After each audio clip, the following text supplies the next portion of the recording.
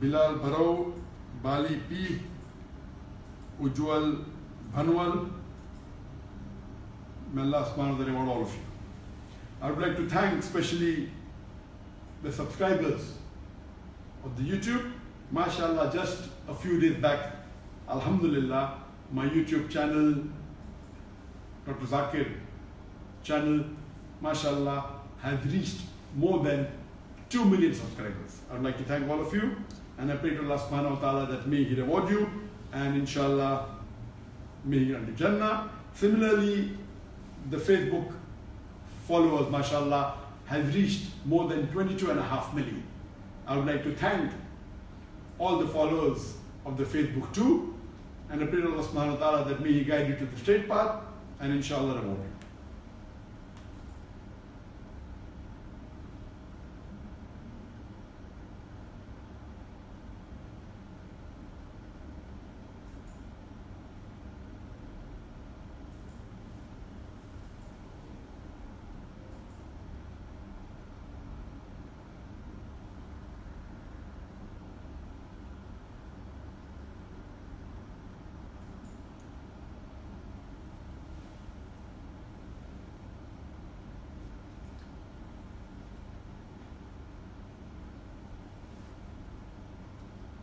There's a question from Faisal Ahmad from Lucknow.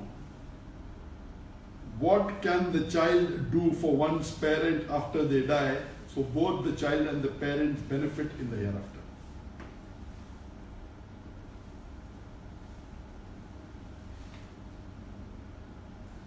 Our beloved Prophet ﷺ said that after a person dies, when he goes to the grave, everything is gone. Only thing that returns are the good deeds he has done, the knowledge that he has spread, and his pious children praying for him. So the three things that he can do is become a pious human being. And once he becomes a pious human being, he should pray for his parents. So if he is pious and if he prays for the parents, inshallah the prayer will be accepted. Then you pray for your parents for Jannat al-Firdaus. Allah.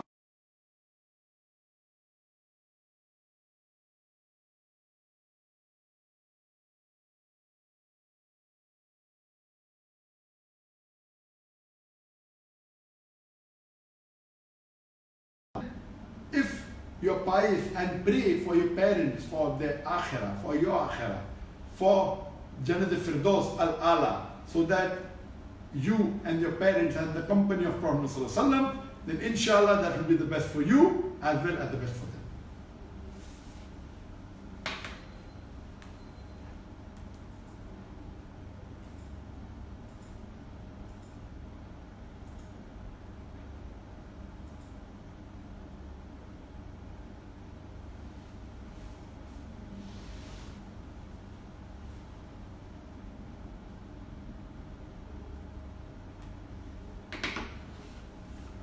The next question we have on the WhatsApp is from Chaya, New Delhi, India. She says, earlier I was a Krishna devotee. I recently reverted to Islam and I want to learn more and more about Islam. MashaAllah, congratulations. Sir, tell me the sources that would help me in knowing the true Islam, not what the media expounds, rather what Islam actually is. Sir, I'm a big fan of you, but sadly you ain't in India. I cannot meet you. Inshallah, in Malaysia, I will come someday to meet you. One more query, please sort out, sir. I, being a former non-Muslim, I want to learn about Islam, no doubt, but I want to learn about comparative religion as well, so that in future if someone mocks me that I am a traitor and I changed my religion, I would give that person references of what his religion says. But I never know which book is pure or which is adulterated. Tell me a place, library, e-commerce site, etc., from where the religious books I buy would be very pure and knowledgeable according to you. Sister Chaya has asked a very important question, and mashallah she accepted Islam, and may Allah subhanahu wa ta'ala accept her deed, and inshallah may Allah forgive all your past sins, and may Allah put you in Jannah al-Firdaus. Her main question is that what are the authentic sources of Islam, where can she get knowledge, and particularly she wants to know about comparative religion. The best book to read, sister, is the translation of the Quran. That is the best book. It is the most positive book in the world. It's a proclamation to humanity. And one of the best translations that I would recommend you to read is by Abdullah Yusuf Ali. It's available in the market, it's available online. And if you read this translation, it is the best. If you want, and this translation has a commentary, it has got footnotes, it has got tafsir, it's very good. If you want a simpler translation with the modern English, I would recommend Sahih International. Sahih International has been translated by three ladies, three divorced ladies, some of them have been married to Arabs, and that's a very good translation. If you want something more voluminous, you can refer to Tafsir ibn Kasir, the abridged summarized version by Dar es-Salaam. If you want to read books of Hadith, I would recommend that you read Umdatul Ahkam or Bulughul Maram, in which the Ahkamat are mentioned. Read the Seerah of the Prophet, the life history of the Prophet. There's a book by the title Sealed Nectar, which is the translation of Rahiq al-Maktoum, Sealed Nectar, by Mubarak, Safiur Rahman Mubarak Puri. It's a very good book, alhamdulillah. The translation is available in English from Dar es-Salaam. Regarding knowledge of comparative religion, I would recommend to you that you visit my website, zakirnaik.com. And this website has a lot of information on comparative religion. Besides information on Islam, it has information on Christianity, on Hinduism, on Judaism, and many other religions. There's a special section called as Islamic Dawah Training Program, and in that section you'll have a lot of questions that are replied. The most common question asked by non-Muslims. Very important. Read this, memorize it. It will help you to reply to the queries asked by non-Muslims. As you said that if someone mocks at you, how will you reply? And most of these reply, besides giving references from the Quran, give references from the Bible, from the Vedas, from the Gita, from the religious scriptures, give references from scientific books, and give the answers with reason, logic also. There are common questions asked by Hindus. It's there on this website. Common question asked by Christians. Common question asked by the atheists, etc. This website, zakirnaik.com, would be useful for you in replying to questions asked by non-Muslims, by atheists, and answering the question on Islam with reason, logic, and science. And it has got hundreds of questions that have been answered. There's a separate section of question and answer session.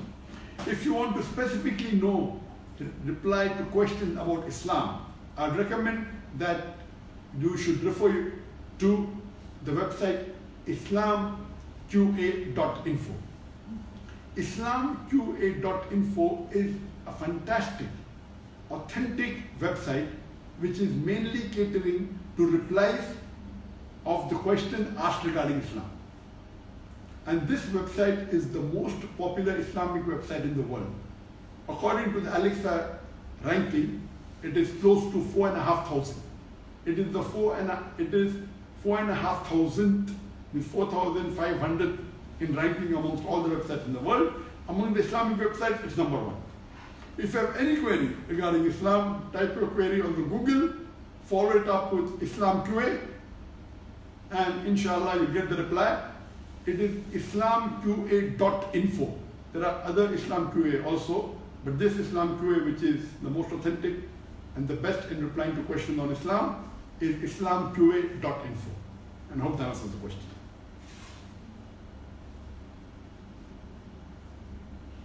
The next question from Arsalan Khurshid, Bihar, India. Is covering one's head during Salah a sunnah or a culture?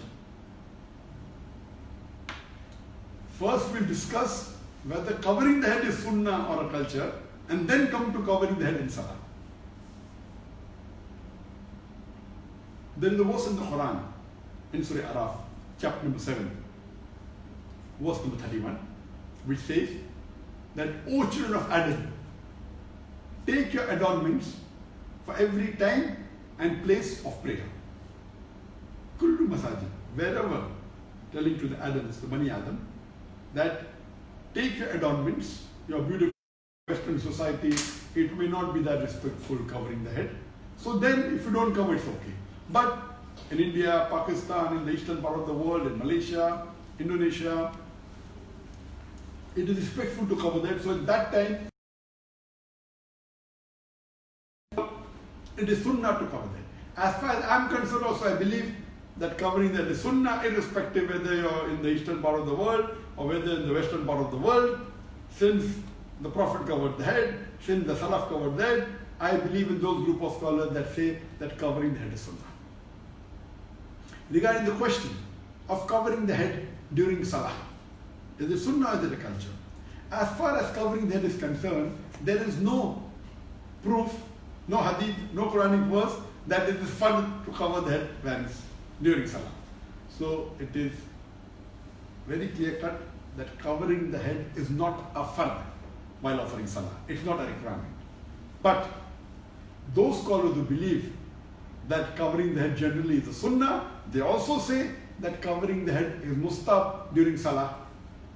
Imagine if a person comes from the western part of the world and he wants to be an imam in India or Pakistan and he uncovers his head.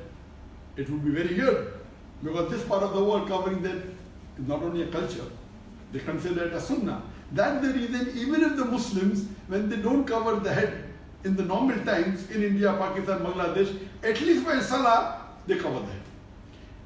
But recently, in the last few years, 5 or 10 years, you find many of the Muslims coming from Gulf country and they want to show the people that they have knowledge, and because it's not fard to cover head in Salah, now you find people reading Salah in the mosque without covering the head.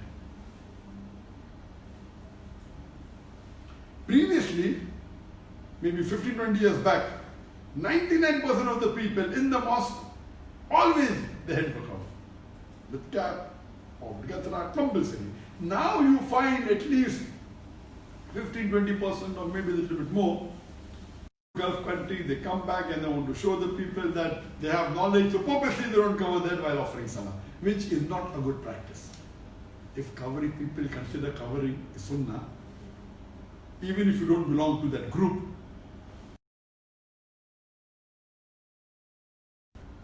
of Ibn Abbas, of Abu Dawud, that the Prophet said that during menstruation, the woman, and during janaba, both men and women, they should not recite the Quran. Now this hadith, according to most of the muhaddithin, it is a daif hadith. So this hadith, in which the Prophet said that the woman during menstruation and during janaba, male and female both, they should not recite the Quran, is a daif hadith. So you cannot base your fatwa on this. So based on this, according to the Maliki school of thought, the women are permitted to recite the Quran during the menstruation. Especially if they are doing gift of the Quran, if they are student. And imagine the menstruation can last for 4 days, 5 days, 7 days, 2 weeks, for longer period. And imagine you are away from the touch of the Quran. You're not in touch with the Quran. Even one view of Imam Ahmad ibn Hanbal is that a woman can read during menstruation the glorious Quran. And Sheikh Ibn Taymiyyah, he believes in this view of Imam Ahmad ibn Hanbal, that a woman during menstruation can recite the Quran. And even Sheikh Shawkani, he agrees that a woman can recite the Quran during menstruation. But naturally, here the woman can only recite what they know from memory, because they cannot touch the Quran. But now, alhamdulillah, if they have to touch, they can touch with gloves, or they can have some wood or a box in between, etc. But alhamdulillah, lately, since the last several years, we have got Quran on a digital platform. And all of them agree that if you read the Quran from a mobile or from an iPad or on the computer, a woman in menstruation can read from a mobile the Quran, can touch the mobile, can touch the iPad, can touch the tablet, can touch the computer. This ruling that women touching the Musaf is not applicable here because the digital format. So even though all the scholars agree that women cannot touch the Quran during menstruation, but according to Imam Malik and one view of Imam Ibn Hanbal and Imam Ibn Taymiyyah and Shawkani and some others, their view is that women can read the Quran during menstruation, but she should not touch it. But naturally, if she has a mobile or a tablet, there's no problem. From that she can read, she can recite. And I also agree with this view of Imam Malik and Imam Ibn Taymiyyah, as well as Imam Shawkani, that women during menstruation can read the Quran, but they should not touch the Quran. And best now is to read from the mobile or from an application or tablet, and inshallah, so that during these few days, whether it be 4 days, 5 days, 10 days, 15 days, they can be in touch with the Quran. But naturally, they can also read the translation of the Quran, they can read the other aspects of fasting, etc. Hope that answers the question. The next question is from Sayyid Owais from Gujarat, India. I am 23 years old, alhamdulillah, and currently I am handling my father's business. In today's fast-paced world, corruption and wrongdoing have become necessities to run a successful business. As a Muslim, how can I practice my faith as well as handle my business without compromising in my deen? It's a very important question asked by Brother Sayyid Owais. And he says that today you cannot run a successful business without, doing malpractice, without corruption, without lying. I do agree with you partly, but not completely. I do agree that there are many businesses, if you do malpractice, if you do corruption, if you tell lies, you'll make a better profit. But I don't agree with it completely. There are occasions, mashallah, that if you're honest, if you're truthful, you will have a better clientage. In the long run, it will benefit you in business, it will give you more profit. But I do agree with you that by corruption, by cheating, many people make a lot of profit. But for a Muslim, Allah says in the Quran in Surah Mulk, chapter number 67, verse number 2, Alladhi khalaqal mawta wal hayata. Allah has created death and life to test which of you is good indeed. This life that we are leading is a test for the hereafter. And Allah is testing you. How do you lead your life? And Allah says in the Quran that if you seek this dunya, Allah will give you this dunya, but will not give you akhirah. But if you seek for the akhirah, Allah will give you akhirah and the dunya. So, as a Muslim, you should not involve in any activity which is haram. You cannot do corruption, you cannot tell lies, you cannot fabricate. I'm aware that in many businesses, if you lie, you get a better profit. If you cheat, you get a better profit. If you fabricate. But as I told you, this is not the case always. In the long run, if you're honest, you benefit more. If you're honest, the clients keep on trusting you better.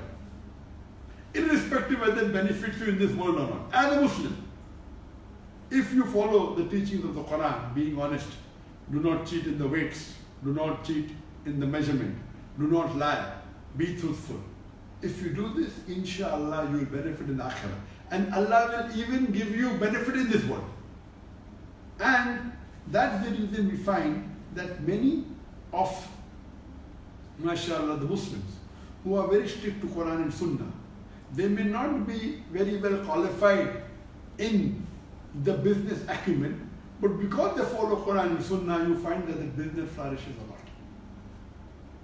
And irrespective whether you benefit here or not. So if you're handling your father's business, and if you really care for your father, first thing you have to do is think about the akhirah. It will benefit you and your father and your akhirah. And after benefiting akhirah, inshallah, it will even benefit you. And I always say, and I give these examples to the Muslims, that if you're doing a business, then make Allah subhanahu wa ta'ala your partner in business. What you should do, you should say that whatever profit I make, I will give part, I will spend part, of this profit in charity. You start with small. Why don't you start with, okay, 10% of my profit I will give in the way of Allah subhanahu wa ta'ala. Maybe if you make a profit every month of about $10,000, once you start giving 10%, you give $1,000 every month in charity, inshallah your profit will increase to 20,000. Then what do you do? Okay, increase your charity to 15%.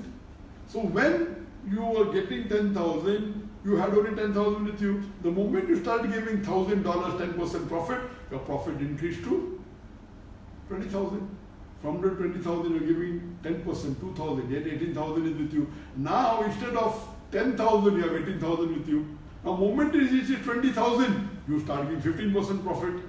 Now, from 20,000, you are giving $3,000 in charity in the way of Allah subhanahu wa ta'ala. Yet 17,000 is with you. Allah will increase the profit, would make it to $30,000. The moment Allah keeps on increasing, or whether Allah increases or not, you keep on increasing the share of Allah subhanahu wa ta'ala, the share in charity. And inshallah, the balance remaining with you will be a bigger amount than the previous balance.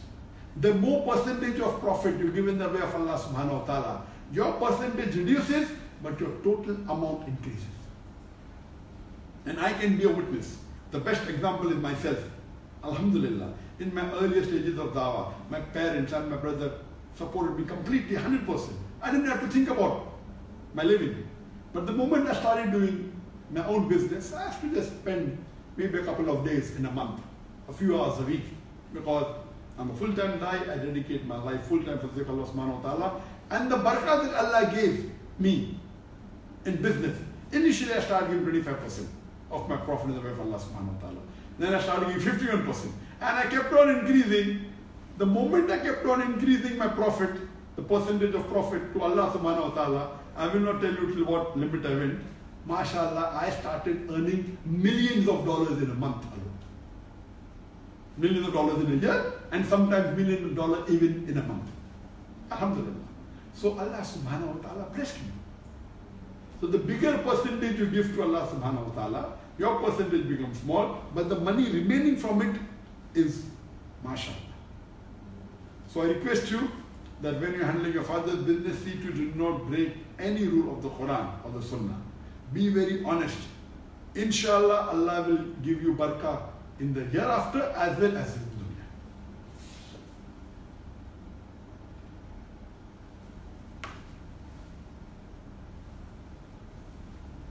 Next question from Brother Khurshid Akbar from Karnataka, India. Allah says in the Quran that if all of you from the first to the last come and worship me, it will not increase in my greatness. If this is the matter, then why does he order us to worship him? What the brother is asking, that if all of you come and worship me, it will not increase in my greatness, is not a verse of the Quran. There are similar verses, I'll come to it later on.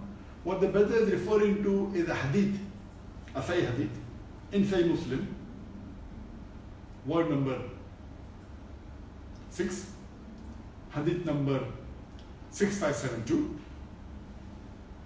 where our beloved Prophet ﷺ said that Allah says, O my slaves, if the first of you and the last of you, if all the men and if all the jinns, if they were equal to the most pious person, whose heart is the most pious heart in the full world of a man, if their piety is equal to that piety of the most pious man on the face of the earth, it will not increase in my dominion. That means it will make no benefit for me. And Allah continues, O my slaves, the first of you and the last of you, the men and the jinn, if all of you are equal to the most evil person, the evilest person in the whole of humanity, if all the men and jinn are equal to the most evil person, it will not reduce even a bit from my dominion.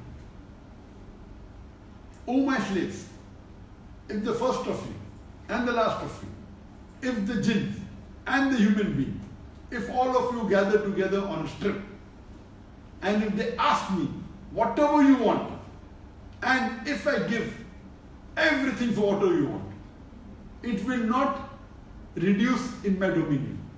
It will not even be, the loss would not be greater than when a needle is dipped in an ocean.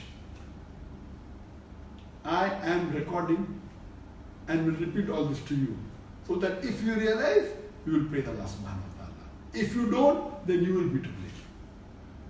From here we come to know that irrespective whether you are very pious or you worship Allah subhanahu wa ta'ala, it will not increase in Allah's greatness or in dominion.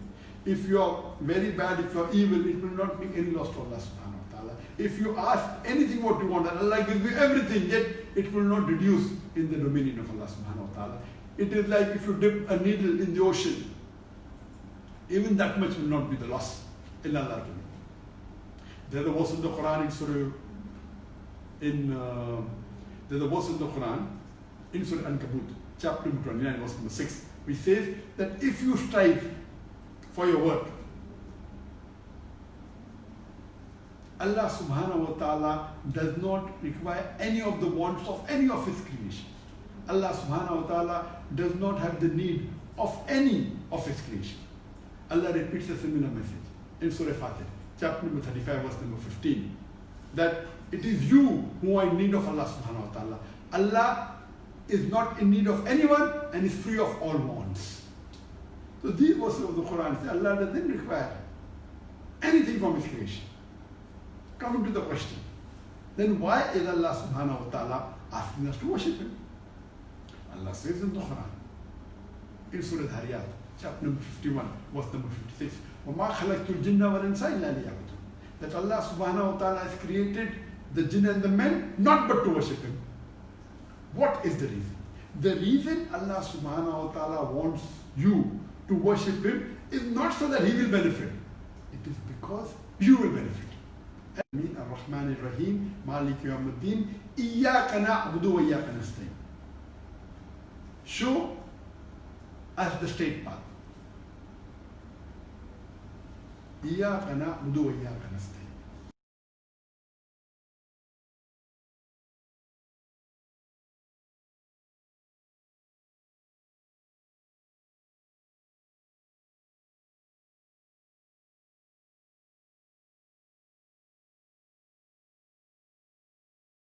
From the remembrance of Allah. Regarding sexual intercourse, depending on whom you are doing sexual intercourse with, then whether sexual intercourse is haram or not will apply. If you are doing sexual intercourse outside the marital bonds, if you are not doing with your wife, not natural, and now since slavery is abolished, doing sexual intercourse outside the marital relationship, it is haram. So surely sexual intercourse is haram, because when you are doing it with people who is not your wife or not between the spouses, it is surely haram. It will take you away from remembrance of Allah subhanahu wa ta'ala. But if you are doing sexual intercourse with your wife, with your legal spouse, then you will follow the guidance of Allah subhanahu wa ta'ala in the Quran and the Hadith. Our beloved Prophet sallallahu alaihi wasallam said that when you are doing intercourse, you do wudu. Now when you are doing wudu is ibadah. You are coming closer to Allah subhanahu wa ta'ala. In wudu, you say Bismillah, in the name of Allah, then you read Ashhadu an la ilaha illallah wa ashhadu anna Muhammadan Rasulullah. You say that I bear witness that there is no God but Allah and Prophet Muhammad is the messenger of Allah. Then you are remembering Allah subhanahu wa ta'ala. While you are doing intercourse with your wife, you are praying to Allah subhanahu wa ta'ala that whatever you give, keep it away from the shaitan. So when you are doing intercourse with your wife, it is taking you towards Allah subhanahu wa ta'ala. In fact, doing intercourse with your